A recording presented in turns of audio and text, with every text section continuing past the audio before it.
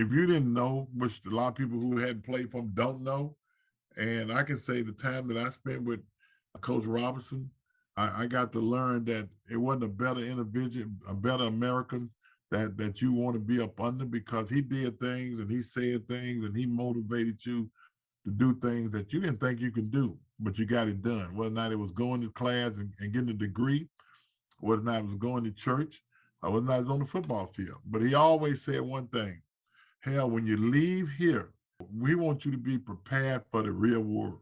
And that's the thing he preached to us more than anything. Join me, Jeremy Swick, on Into the Unknown, a podcast that delves into the personal journeys, stories, and experiences of individuals across diverse professions. As a historian by trade, I firmly believe that our personal histories shape our present and offer valuable insights into our paths ahead. With that being said, let's get into it. First, I just want to thank you so much for just taking the time to talk with me. Really appreciate it.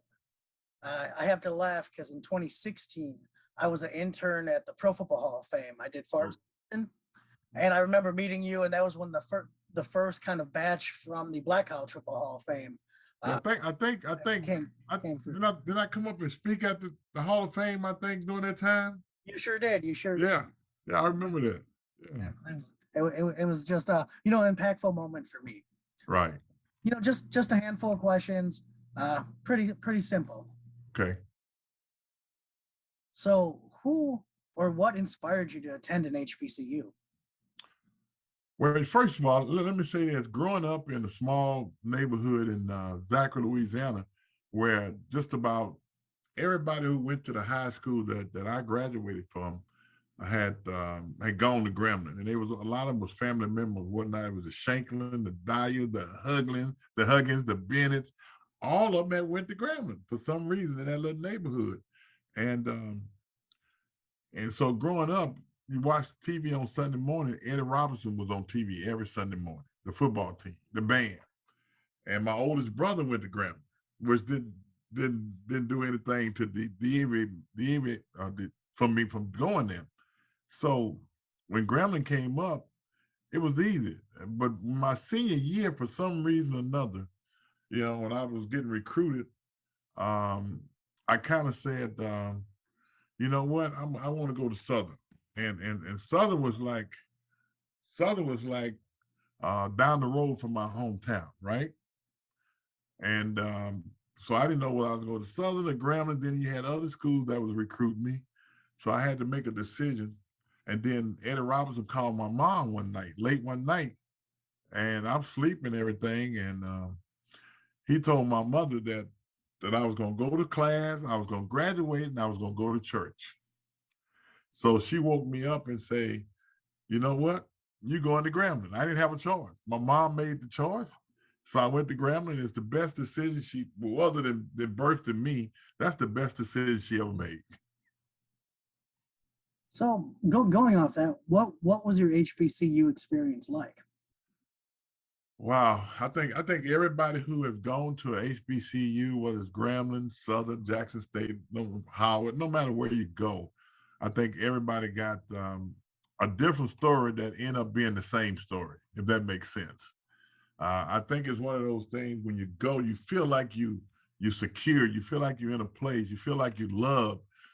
You just feel like you're around people that care about what happens to you. I know when I went there, my counselor and my register office, on Sundays when you couldn't go home, I lived a long ways from home. When you can't go home, if you wanted a meal, you can go to one of their houses and get a meal on Sunday. I mean, that's what Black College was all about, was sharing, helping each other, and making sure everybody was good. What was it like playing under legendary coach Eddie Robinson? Wow, all I can do is shake my head on that one, because, I wish that, I talked to a lot of guys, as teammates and even afterwards, that always ask that question. And you try to explain it to them, but it's really unexplainable, because Coach Robinson was such a great individual. He was different on the football field. He was different off the football field, how he handled himself. But he was such a great American. Let me say that.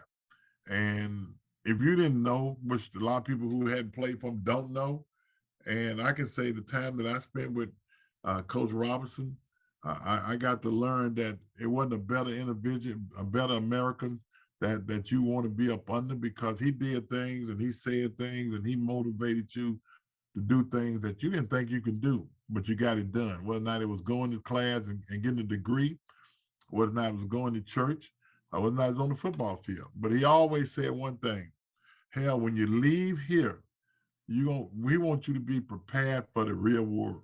And that's the thing he preached to us more than anything. Do you have any story about Coach Robinson that sticks out in your mind? Coach has told us so many stories, man. And, you just got to be sitting there. I mean, you're talking about a guy that can motivate anybody to do anything. I know when I was when I was like my freshman and sophomore year, it was amazing. Pre-game speech was always amazing, because you sat there and you looking Coach Robinson in the face and you just waiting for him to say the next thing. And you just feel like you can go out there and run through a wall. That's how he made you feel until, when you got to be older. Like, I never forget when I was a senior, you had heard it so much, so, you just got numb to it. But it was one game we was on the road, and we was at Jackson State, and we was staying in this hotel. So we had meetings, and we walked in the room and the lights was off. It was dark in there. And Coach Lee, bless his soul, one of our assistant coaches said, Coach Rob, you know where the lights at? And Coach Rob said, hey, Cat, I came in here with you. So in other words, no, I don't know where the lights. It just little stuff like that. And he always made, when he made a joke, it wasn't about a joke. It was about something connected with what he was trying to get you to do. But a lot of times it was funny. But Coach Rob, man, he never ceased to amaze me, some of the things that came out of his mouth and how he motivate people. So do you have a moment, HBC moment that really sticks out in your mind? Yeah, I mean, one thing I'm never gonna forget was walking across the stage in 1978, May 1st, Mother's Day, 1978, when I got my degree. That's something, and I walked across the stage to a standing ovation. That's something gonna always stick out to me. I know we'll forget it as long as I can remember. That's something that's gonna stand out. Who was the toughest team or player you matched up against in college? Wow, you talking about the SWAC. And back then, when you say SWAC, you talking about on any given day, whether or not it was Jackson State, whether or not it was Southern University, whether or not it was Alcorn, whether or not it was Texas Southern. You didn't know what you was going to get on any given night. But I would have to say Southern and Jackson and Alcorn. We had three guys that we would call our arch rivalries. And, Jackson was 2.5 hours from Grambling. Alcorn is 2.5 hours from Grambling, and Southern was like 4 hours from Grambling. So it was always that rivalry. But Southern, you would have to say, was the key rivalry, because we both was in Louisiana. So, we played the Bayou Classic. It boils down to the recruiting. That's what it was all about. The Bayou Classic was about recruiting, because at that time, when players saw the game and they want to know who won, whoever won was going to win the recruiting war, and that's what generally happened. So, who has the best homecoming? Oh man, I think every HBCU in the country gonna tell you they do, but so I'm gonna say we do, and nobody else would have a homecoming like Grambling, because it is Grambling. What does it mean to be a College Football Hall of Famer to you? Well, you know what? That's an honor. Coming from a historical Black college, little small school up in North Louisiana. I think any honor back then, you think about it, was worth having. But if we didn't get an honor, you still felt good, because Coach Robinson always told us that if you can block and tackle at Grambling, you can do it anywhere. But to be named to the Hall of Fame is big, because you're not only you in there, but you got people from big schools, the Power 5 schools, everybody that's in the same Hall of Fame. So I certainly honor that opportunity to be in the Hall of Fame, and it means a lot. So being the first African-American starting quarterback and Super Bowl MVP is no easy feat. What was that moment like when you won that?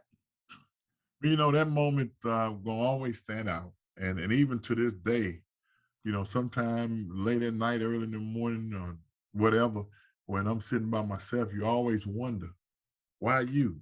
And you say, you history, you Black history. And I almost have to laugh every time because it's hard to wonder for a young boy from Zachary, Louisiana, didn't come from a lot, to be considered as Black history and opportunity to win the Super Bowl, being the first African American. I still have to pinch myself every now and then to normalize it because it always comes up because so many other people, if they've been given the opportunity, I think could have easily been that guy. But unfortunately, a lot of guys back then didn't get that chance. And I'm just grateful that I did get a chance. And, the Washington Redskins at that time gave me a chance, and I'm grateful for it. So in this new era of football, how do you think you would have stacked up? There's a little more protection for the quarterback. How do you think you would have done today? I probably would have played as long as Tom Brady played. I probably played at 45. No, I'm just saying. No, back in my day, man, when football was what it wasn't a lot of protection for the quarterback. You got hit after you threw it, before you throw it, you name it, you got hit. But the today game has changed a lot. It's a game that is driven by the quarterback, and so therefore they're gonna keep the quarterback healthy, and that's what they do. So I look at it. I wish I had played in that area, but I'm glad I played when I played because there's nothing I can do about it. And if I had to do it again, I'd do it the same way. So more recently, you've switched over from coaching to more the executive side of the football, if you will. What has that experience been like? How have you taken what you learned from as a player and as a coach into your new role with Washington? Well, let me say this. I've been fortunate to have been actually all over the franchise. When you look at it realistically, I've done scouting, I've done the administrative side of it. I'm over on the other side with the sales and business side of it. I'm still here, and that's grateful for one thing. But when you look at it, I know all facets of it. And from a player standpoint, it's so much different because when you hang your cliques up and you get into the administrative and personnel side, you got to look at it from a whole different perspective. And you got to look at individuals, not as team. When you're a player, it's about team. When you're in the personnel side, it's about individual. Because when you look at players, you don't look at the whole offensive line if you're looking for a lineman. You look at that lineman. And that's how you do it. And you got to make it a personal thing when you're doing personnel. And I did that. But the other side, now where I am on the business side, senior advisor to the president, so many other things happen, man. You don't know. It's almost like I'm in a whole new learning stage at what goes on this side of the ball. And I'm just glad that I can do this down the home stretch. What's something HBCUs need to do to continue to thrive? Well, a lot of people sometimes say we don't need HBCU because of, kids got an opportunity to go other places. I'm a beg the difference. I think it's very, very vitally important that the HBCU stays open because there's a lot of kids that's not going to go other places. That's only is built to be in a place that somebody going to be put their arms around and make sure they do what they have to do. And I think that's what HBCU does. It's some nurturing goes on at the HBCUs that don't go on at other institutions. And so therefore, as long as the schools are open, I think it's good. And I think people got to look at it from that standpoint. You can't say, now Blacks can go anywhere they want to. That's true. But at the same time, they shouldn't be at anywhere they want to. It should be even a place sometime that's going to nurture them and going to need special attention sometime. And I think that's the most important thing about HBCUs. Last question, Trey. What's one message or what do you want to share with the next generation of players, coaches, executives going forward? Well, number one, it's something that you have to think about every day, and that's being a good individual, number one. If you want to play sports, hey, you got to be a good individual. You want to work in the business side, the personnel side, it's about that. But I also want to say this. If you want to get there, you can get there by going to a HBCU if you want to. I think that's the most important thing. I'm sitting here now having gone to Grambling. And, if I had to do it again, I'd do it. But at the same time, that's something that you have to make your mind up to do. But I just hope that more kids will look at it from the HBCU standpoint and get to thinking about, you know what, I'm going to HBCU. And I think that's what is happening to some of these guys. And I applaud them for doing that. Thank you so much for taking your time to talk with us. I really appreciate it. My pleasure. That was another fun episode of Into the Unknown. I truly appreciate you taking the time to listen. And if it provides you any value or entertainment, I would love if you shared it with others, liked, subscribed, and really just help the podcast grow. Again, tell a friend, tell a foe, just anyone who might enjoy hearing some stories of people's own journeys and what got them to where they are today. Till next time.